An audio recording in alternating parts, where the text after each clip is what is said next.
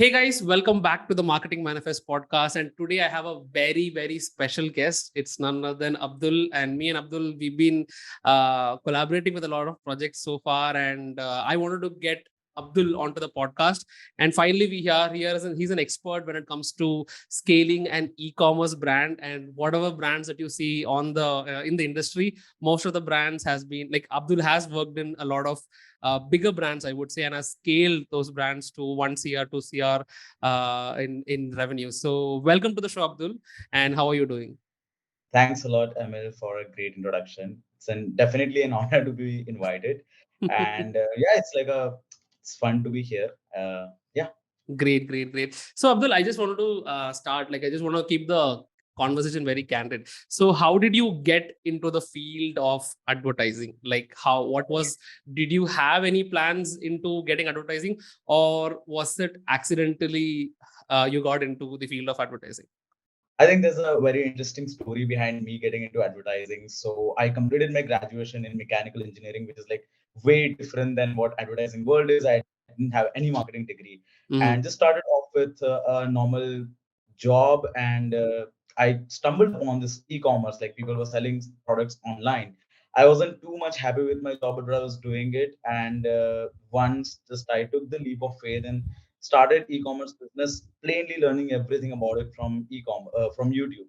And when I launched the business in the first month, I made the revenue equal to my yearly salary that I was getting. And I was like, Wow. okay, this field, that was like a kind of a eureka moment for me, that okay, this field is where I belong and I need to be. Is quite Mm-hmm. exciting. The money is one thing, but okay, the excitement that you get in this industry, it's quite new, and you're still learning a lot in this industry. So I think that was the transition period where I figured, okay, this is the world I need to be in.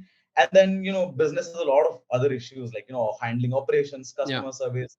And I wasn't sure that was my part, but really enjoyed the advertising part of the business. Like you make a website, you make an ad, you launch your ad, and you optimize, you get the performance. So that really got my blood pumping. And Mm-hmm.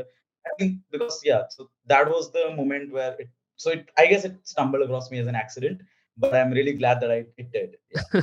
That's great. That's great. And so I think you are a expert when it comes to running Facebook advertisement. Like as far as I know, you've been working with a lot of bigger brands that I've known for a very long time, and your expertise is into Facebook ads, right? So I just wanted to know, like, why did you get into Facebook rather than going into the Google ads part of site? Because So most of the Google ads, I would say, is more like the BAP of advertising, right? So what absolutely. made you get into Facebook ads rather than Google ads? Is it like was it Google ads was tough? Is that the reason you got into Facebook ad?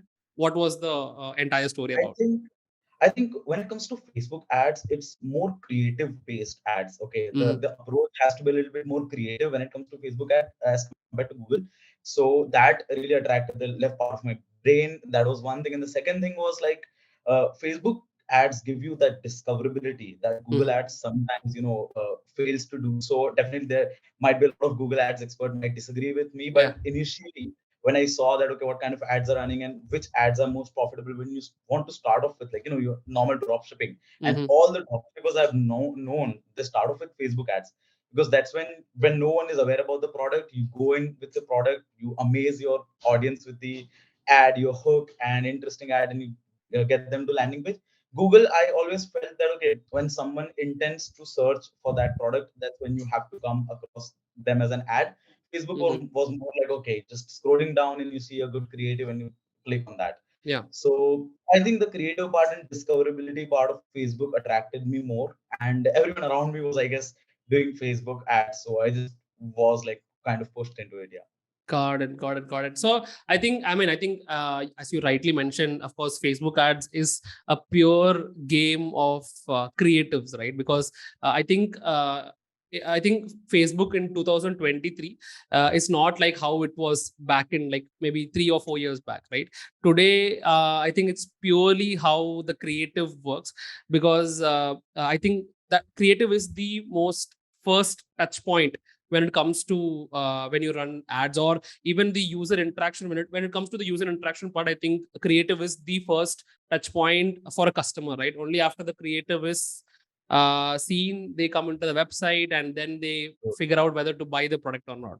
So Yes. as you have a great experience when it comes to running Facebook ads, I wanted to know, like, what exactly is this term called as creative testing? Because I see this has become a very big buzzword in the e-commerce industry, but or in the advertising part.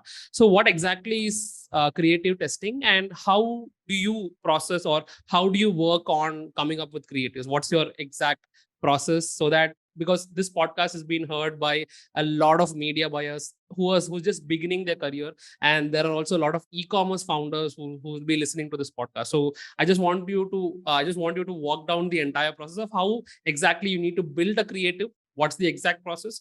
What are the major things that you need to look into when you're building a creative?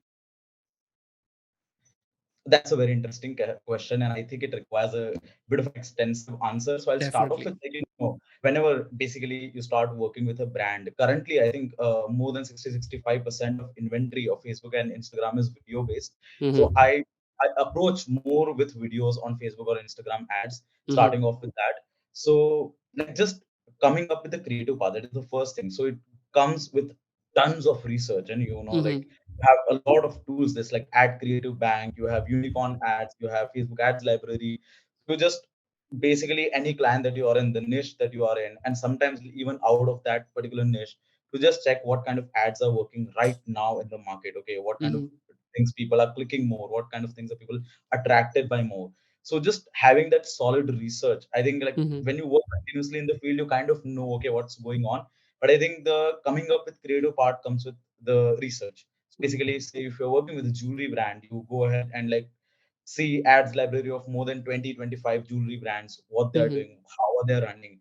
And one interesting thing, that, okay, if you're able to know, just to understand what is working for them, you can see how long they've been running a particular ad. Okay, Mm-hmm. that's very interesting to know that, okay, this angle is working really really well for this brand. And once you analyze 20-25 brands ads library, you kind of see the pattern. Okay, Mm-hmm. what kind of usual things people are talking about when it comes to jewelry, what kind of USPs, what kind of features, because they've done solid research about their customers. So that is one part that comes Mm-hmm. into external research. The second thing is, if the brand is old enough, you got to talk to your customers. That's very very insightful. Yeah. I would say some of the best ads that we've been creating for a jewelry brand or any other brand, that comes from, talking to your customers, just checking, like, why did you decide to buy from us, or what attracted you. Is it like our design? Is it the quality? Is it the pricing? You need to know what your brand stands out for, and then you need to highlight that in the ad. So along Mm-hmm. with that external research, where what's going on in the industry, that comes from the external part, you also have to peek inside and understand what's going on with your own brand and why people are attracted to that. So that is the, like, a mixture of two, like, I guess 50% of two things that comes up with a great creative. Mm-hmm. And yeah, once you figured out a couple of angles, so I go on with angle. Okay, so for example, I continue with the jewelry brand, because I was working before the podcast about Mm-hmm. on the angle. Okay. So, for example, on a jewelry brand, if I talk about, you start off with angles. So, first, one angle which is very common in jewelry brand is waterproof or sweat-proof, tarnish-free jewelry. Okay, so that is one angle.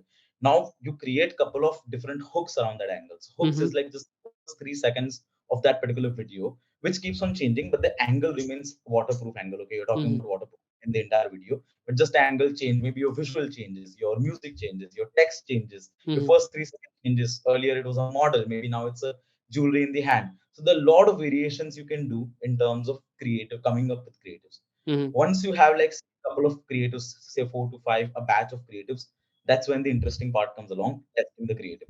So there are a couple of methods to test. There's no, like, single correct way or single wrong way, but I would just walk down my approach that I have found, like, working with a lot of brands. Currently we scaled a brand to 1 crore a month with Mm-hmm. about 10 to 11 lakhs in ad spend. So Yeah. that was almost 9x. That Oh, was, like, amazing. every week tested more than 6 to 8 creatives. Every Mm-hmm. week we tested more than 6 creatives, Mm-hmm. and we never stopped that. Like, coming from doing that for last 6 to 8 months, never stopped testing creatives, Mm-hmm. and that has been the result of the consistent performance we've been seeing. So my approach for testing creatives is twofold. Either I go along with the first approach that I do is creating a single normal all broad campaign Mm-hmm. with objective conversion or sales, whatever you want, and you give, like, a one broad ad set, all open. Mostly you check with demographics if it's more women oriented product or men oriented. I don't like to target a lot in the age group unless it's Mhm. parents or something, but Okay. mostly 18 to 65 plus, keeping it everything open, because Facebook knows what and who to Yeah. target. Okay, and Yeah. they do that. Okay, Mhm. and creative does that. So just putting your, so what I do is basically if I have two angles, okay, and three ads for each angles. So for Mhm. example, I have hook one, hook two, hook three for each one angle, and hook one, hook two, hook three for as second angles. I Mhm. would put all three of the same angle ad in one Mhm. ad set. Okay, Okay. and that would be broad, mostly on a broad or broad interests. Okay, so either it will be broad. I won't Okay. ever go for a narrow interest. Mhm. Broad interest is definitely 20 crore, 25 crore plus audience. Okay, and I would test the creative. Basically, let it run for at least 7 days before taking a lot of decisions or Mhm. making any changes to the ad. We need to give that spend. We need to allot that impressions to those creatives to understand what's working well. Okay, and once you figured out from the three, I think any, you know that okay, this hook is working well or this angle is working well. You need to know now, the interesting part comes along, that when you figure out okay, this is working for you, you need to start iterating on that. Because the only purpose of creative testing is to know what direction you should go into. Yeah. Creative testing is not just mindlessly putting videos into your ad account and then just keep on testing, because that's, then you're just gambling. Here I say Facebook ads is more like calculated gambling. You're like a very smart gambler. You Yeah. know where exactly you need to double down. Mhm. So I think, yeah, that's a very basic creative testing approach I would suggest to do with anyone. Some people prefer to have one ad with one ad set. I Mhm. usually prefer three ad set at least with one angle, so that it gives more life, because Mhm. otherwise Facebook flags it as creative limited. Got it. So yeah, that's my typical approach of creative testing. That's great. That's great. That's great. Amazing. I think that was a very detailed way of. I think you took them through from the beginning on how you need to get started, and then you took it down the line on how do you scale it Setting up the massively, campaign. right? So again, when it comes to creative testing, right? So again, there would be certain metrics that you would actually be measuring, right? Where because unless see, marketing is all about data, right? You cannot take any decisions without data. So when it comes to creative testings, like what are the major metrics that you look into? Okay. So that's a very interesting question. And I think the industry again is like a very divided in this one. And a Mhm. lot of people put a lot of fake information, say on LinkedIn and Correct, all. correct, exactly. So what I've seen and what I've experienced after spending a lot of money on Facebook ads, failing a lot of times in creative testing, this is what Mhm. I've understood. You can divide your metrics about the creative testing into two parts. Mhm. The one is primary metrics. The second one is the secondary metrics. Okay, Mhm. soft metrics. The primary metric is your cost per acquisition, or what Okay. you ROAS you're getting, what purchase you're getting. Okay, Mhm. with amount spent. Which Mhm. ad, for example, you put three ads into an ad set. Which ad is taking that amount spend out of three? Okay, Facebook knows that okay, it's giving spend to the ad which is going to work. So that is very Mhm. important for you to understand. The ad is getting spent, and Yeah. are you getting purchases out of that ad? Mhm. If it's taking the span, is it getting you output or not? So that is the most primary metric, because that's the objective of running ads, getting Definitely. sales. Yeah. Everyone in e-commerce, specifically for the e-commerce funnel. So the primary metric definitely would be amount spent, CAC, your cost per acquisition, your purchase ROAS, and your how many purchases volume, how many volume of purchase you're getting. Mhm. And then comes the secondary metrics. Okay, so the secondary metrics are actually more important when the creative testing fails. Okay. Okay, because that's when you actually look into what is the metric where you're falling behind. Okay, Mhm. so it starts off with very basic your CTR. Okay, Mhm. and even if you want to dilate it, like get into a little bit more detail, extensive understanding, you can create some custom metrics. For example, hook rate, which is the Mhm. first 3 seconds divided by the total video length, Yeah. like total number of impressions. So how many people are viewing first 3 seconds upon how many people actually got an impression. Mhm. Okay, so that needs, you get the idea that how your first 3 seconds of the ad is performing. The Mhm. second is hold rate. Again, there are like a couple of people who wants hold rate to be about 75% of the video. Some Mhm. people want it to be like the complete video. I prefer 75% of video. So how much you're able to hold your audience. So Mhm. okay, so 70 hold rate is basically 75% of video viewers upon the total impression you've got. So ad viewers basically. So that also helps you understand, okay, after hook, how many people are dropping off or how many people are watching your ad. Is your ad still keeping them interested, the video? And the last is CTR. Basically, after that, how many people are able to click? Okay, Mhm. so this hook rate, your hook rate, I would say a very healthy hook rate would be anything about 25% is a good hook rate. Okay. Mhm. And anything about 1.5 CTR, again, that's a very industry specific number, but Yeah, still 1.5 absolutely. CTR is healthy. So if you see those numbers, then you check across the entire funnel. You know, what is your cost per click? What is your add to cart? What is the view content cost? And one interesting metric on the ad side, which a lot of people miss, and I don't think they give enough importance, is to, even you can put it in your Facebook columns, is Mhm. post shares and post engagement. Mhm. How many people are finding your post interesting enough to Engagement. share for other Mhm. people? Okay. That Amazing. very interesting. That gives a lot of value to your ad. Okay, if people are sharing, people are saving, people are engaging with your ad, amazing metric. And when your video is winning, you definitely need to keep a tab upon what kind of these metrics are usually for you. So Yeah, these I are the think metrics that you I usually look. think I think that was mind blowing, because I think even like I myself don't look at the post engagements, whatever I'm getting through my ads, right? I think that was definitely a very interesting metric that you are actually tracking, because it eventually tells you if your creative is working or not. Even though, Exactly. if let's say maybe you're getting a lot of I mean, like, let's say if your CTR is less, but let's say if people are sharing it more, I think then you might have to maybe extend your day in testing the creative Exactly. more, maybe for 2 or 3 more days, right? I think that's a very Exactly. interesting insight that you gave. So again, see, when it comes to scaling a brand, right? Okay, before that, I wanted to ask one more question, right? See, so you said like you test out a lot of creatives, right? Like a lot, because I think recently, just now, you mentioned that you had scaled a brand to 1 crore a month, which is a very huge number for that particular brand, right? So when it comes to creatives, like there is enough amount of work that goes into. So have you ever felt bad when a particular creative hasn't worked out for you? Because I always tell my team member that never be emotional with what you create, right? So have you faced anything as such? It used to. It still does. Sometimes it's like, you see the ad, the couple of ads you're reviewing, and you're like, okay, this is one's my favorite ad, and Yeah. more 50% of the time it doesn't perform well. Okay, Mm-hmm. it's just like, that's your favorite ad. You hope that, okay, this is gonna break all the records, and then when you see, and the ROAS is beyond one, Mm-hmm. not even beyond. Yeah. So definitely it does make you feel a little sad, I would say. But I think your ultimate aim is to get sales Get and sales. purchases. Yeah. And it depends. You are not always your ideal audience. Okay, Mm-hmm. I have seen marketers doing this mistake a lot of times. That, okay, they always see that, okay, would I do this? Would I don't? But you're not actually the target audience. Okay, Mm-hmm.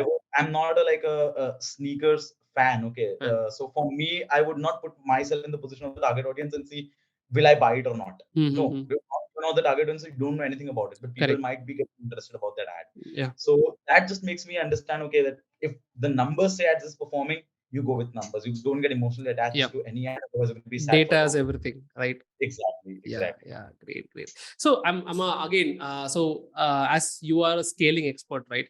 So again, just like how creative testing is, if in order to scale a particular brand, it's not about just running ads.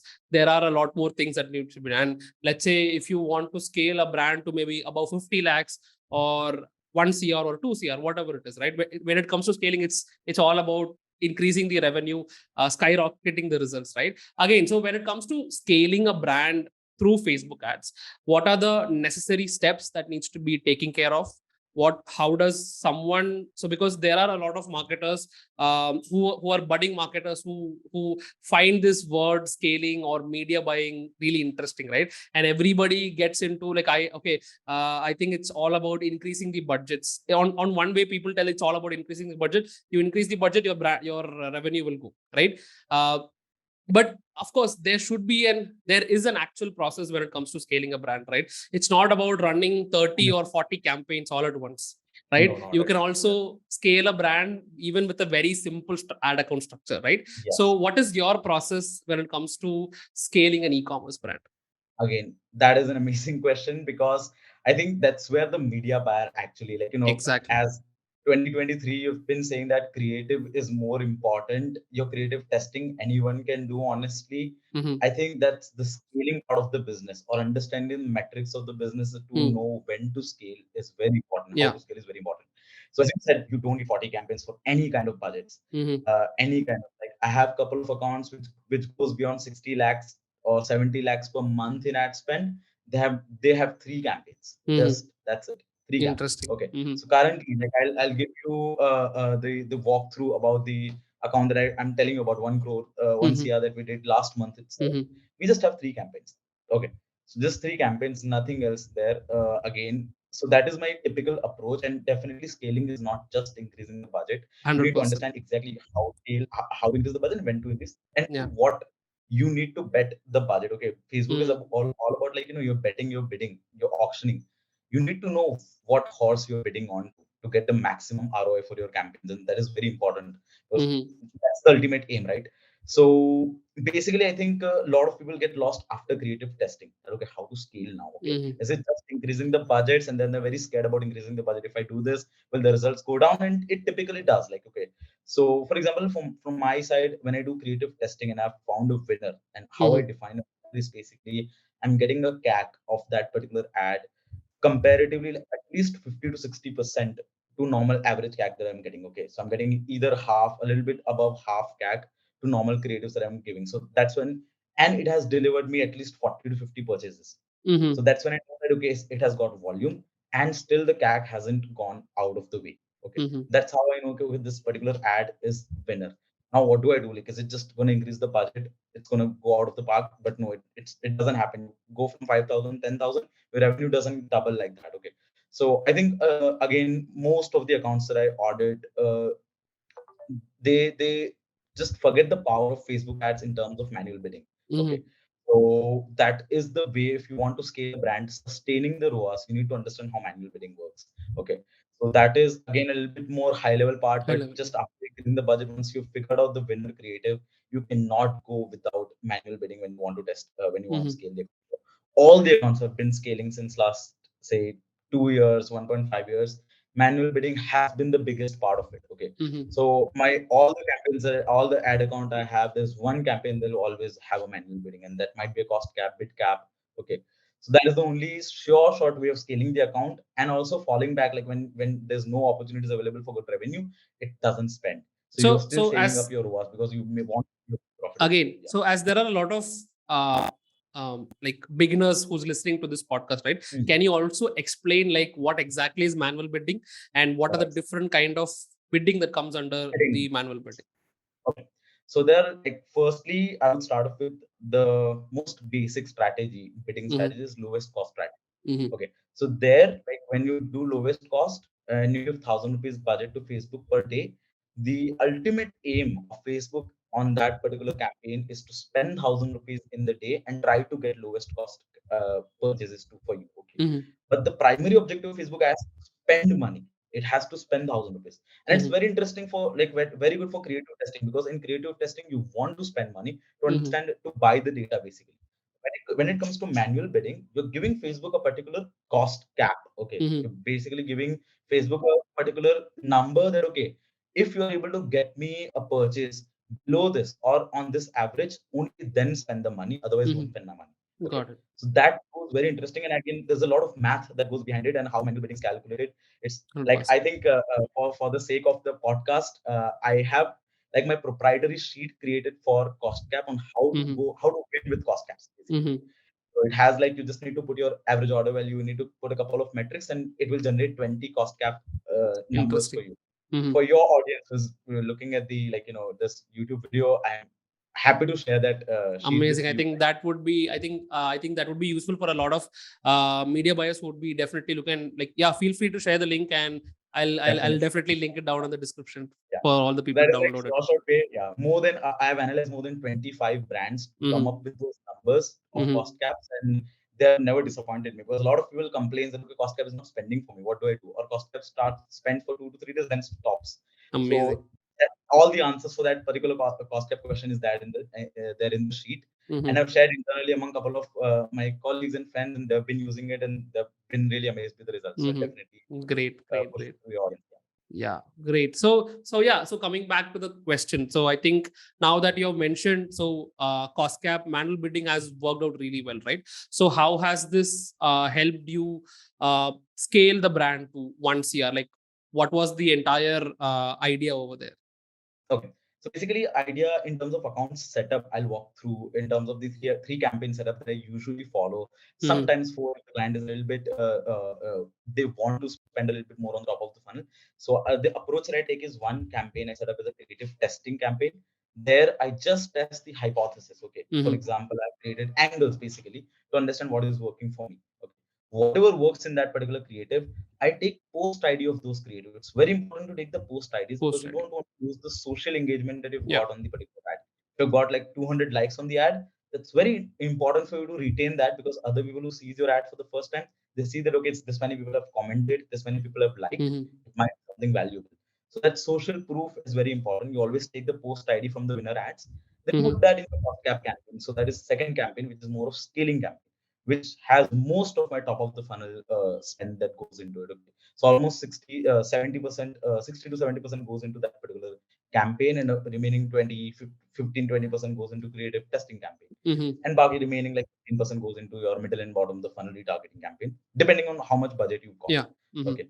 So that is the typical setup. And okay, just one thing before I go into explaining the scaling part. This is how basically scaling is done. It's Mm-hmm. very important for any media buyer to understand the client's numbers. Okay, Numbers. Okay. you need to understand the unit economics for the client. Okay, that Mm-hmm. okay, how much the product is worth, what is their gross margin, how much they can afford to pay to acquire a new customer at this scale. For example, Mm-hmm. a client who's making 10 lakhs a month, Mm-hmm. those will be able to afford a little more, a little lesser. But if you're able to scale them to say 50 lakhs, Mm-hmm. say they'll be fine that okay, if you're getting me 4x ROAS, you're getting 10 lakhs, I'm fine. If you're getting me 50 lakhs, I'm fine with 3.5x. They'll be Mm-hmm. fine because you're getting that volume of revenue for them. Okay. Yeah. So that is gotta because some of the costs are fixed costs. They don't increase with the volume of revenue. Mm-hmm. Okay. So they're able to afford that lower ROAS. So any media buyer, that's the basic advice. Please understand your clients' numbers very well before you start scaling. 100%. So that is very important. And then yeah, definitely once you know that okay, there's no sky is the limit, you understand okay, this is their break-even ROAS. Anything above that is always fine with them. Scale beyond that. Yeah.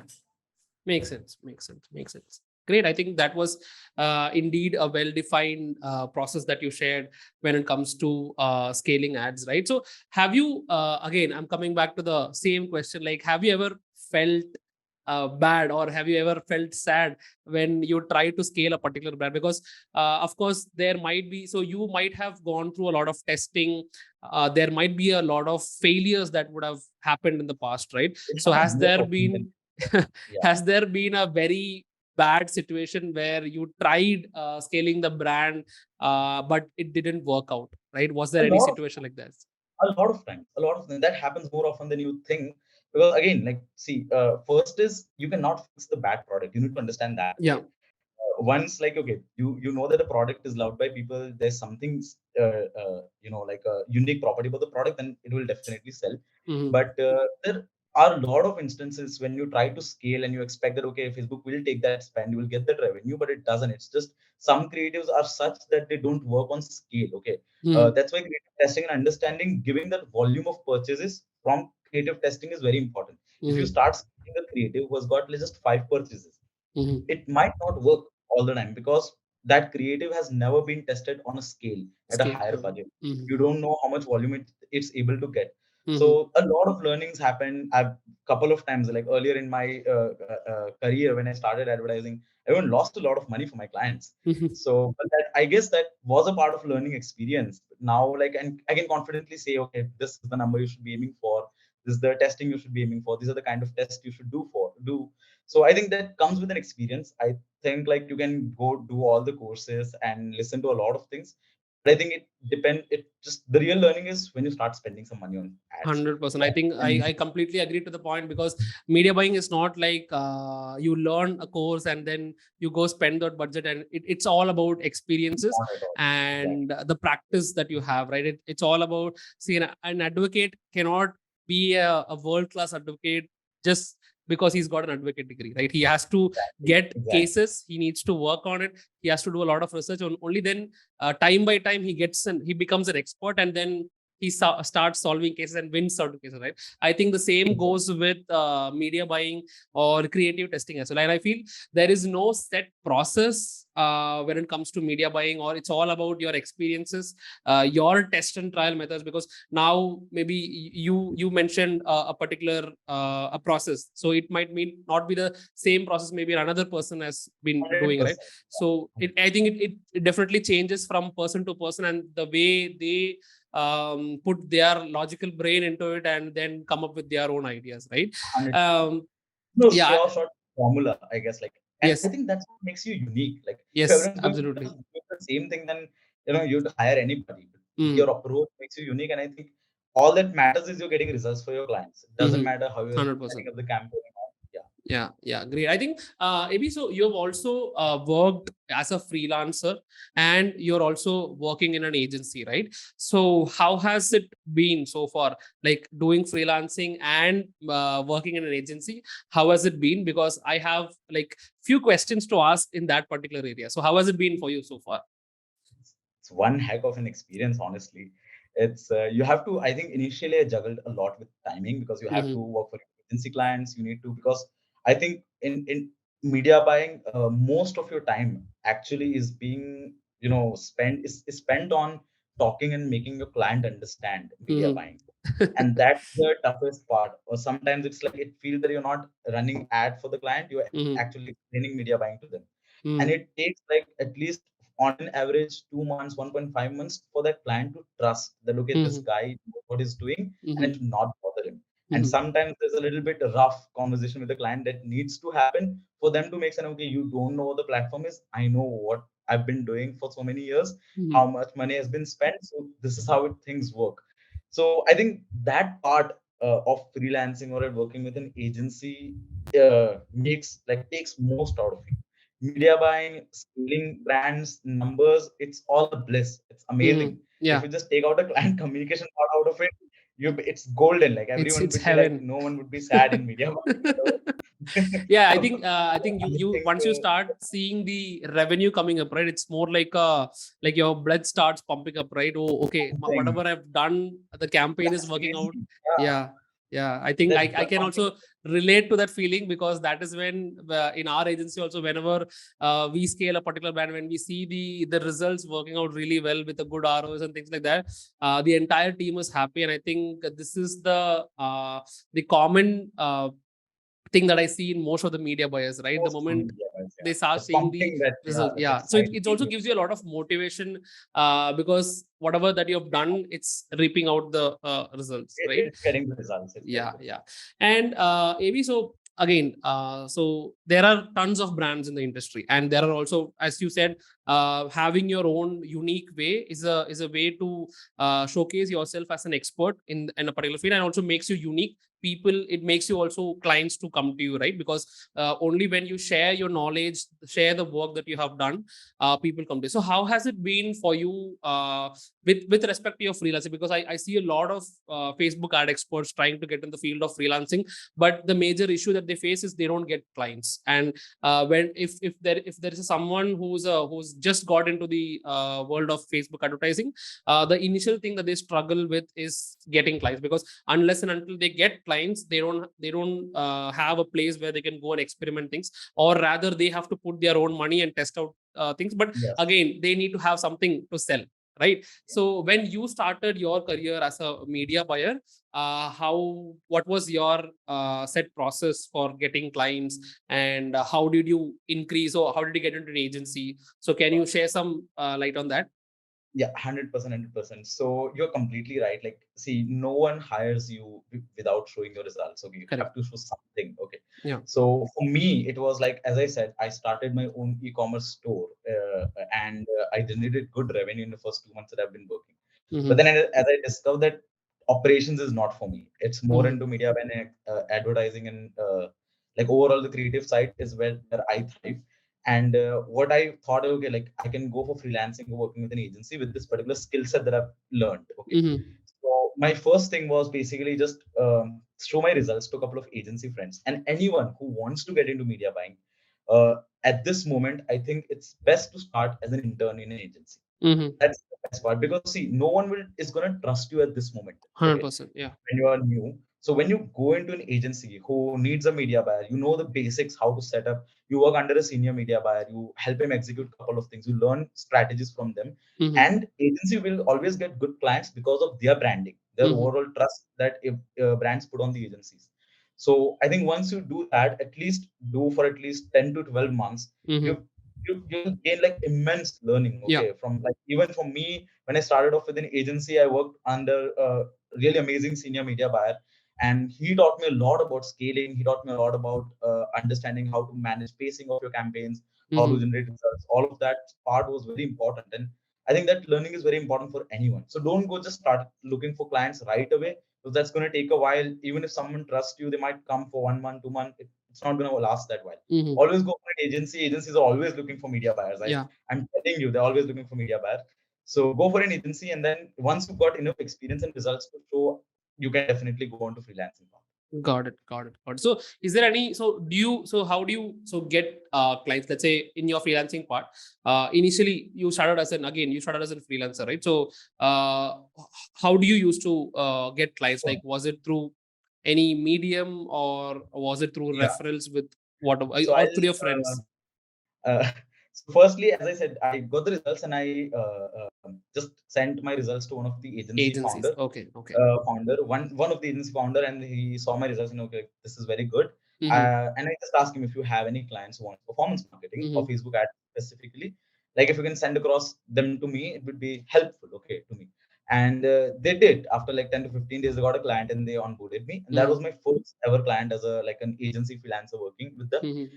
I think, yeah, like you keep on working with different agencies, but maximum clients that I've got is from word of mouth reference, Okay. and that comes from LinkedIn. And even like I see text getting from LinkedIn. Okay, I heard about this guy, about you. He spoke Mm-hmm. well about you, and I want to work with you. Mm-hmm. Or this guy referred me to you. I just randomly sometimes get a WhatsApp message. Okay, I saw you working with that guy, that brand, and I want you to help me with my brand. Okay, Mm-hmm. so I think word of mouth, and that comes with not just results, but being genuine with your clients. Mm-hmm. If there's something that the brand needs help with, in case they're struggling, you don't need to just sugarcoat all the words. You need to tell them what reality is, because they're also running a business, a lot of employees under them. It's very important that you, as a business growth expert with them, because all revenue depends on you. Okay, Definitely. I think 100%. people underrate how important media buying role is, because all the revenue and the business income depends on you. Yeah. So if you're genuine with your client, I think that is the biggest help any client can get, and they share a lot of references in this industry. This very small industry, I'd say. Everyone knows each other very well. Yeah. It's just so yeah, being genuine in the industry helps a lot with getting more and more Mm-hmm. clients. Got it. So, maybe like, see, I've always received this question, like be it on Instagram, LinkedIn. A lot of people messages me asking like, I'm a fresher. I've just learned some amount of Facebook ads, but I'm not sure whether to charge a particular client or should I work for them for free. So I get these type of questions as well. The other scenario is like, how much should I charge when it comes to media buying? And I don't think there is a set or a fixed price to it, but how do you think one should approach a particular client when it comes to like charges? And so what is your take on that? I think, yeah, if they're new, if they're like completely new, and then you go with performance fees. Okay, Mm-hmm. like just you generate them results. That's when they pay you. You get the Mm-hmm. experience return. You get real money to spend. And if Mm-hmm. someone is asking you to spend like say initially 2.5 3 lakhs a month, Mm-hmm. that's like the biggest thing that they are giving to you. Okay, Mm-hmm. and Yeah. if you're not confident, I would say firstly like get a little bit more confidence with spending a little lower amount. Mm-hmm. But if you still feel that okay, you're not able to charge them, go with performance. Mm-hmm. Tell them, okay, if I'm able to generate you this much revenue, give me this percentage of ad spend. That is Got it. how typically I charge the clients earlier. Now it's more about like basic service fees, because now you've got that experience, so you Mm-hmm. know about the industry. So now you're Mm-hmm. charging for time. Okay, Mm-hmm. if I'm allotting this much of my time, I need this much money for sure, Mm-hmm. plus performance. So Yeah. if this brand performs like this because of the work that I did, definitely I'm charging this amount percentage plus my basic fees. So Got it. that's how I think people should approach charging clients or agencies. I think this is definitely going to help a lot of media buyers, including like once this podcast goes live.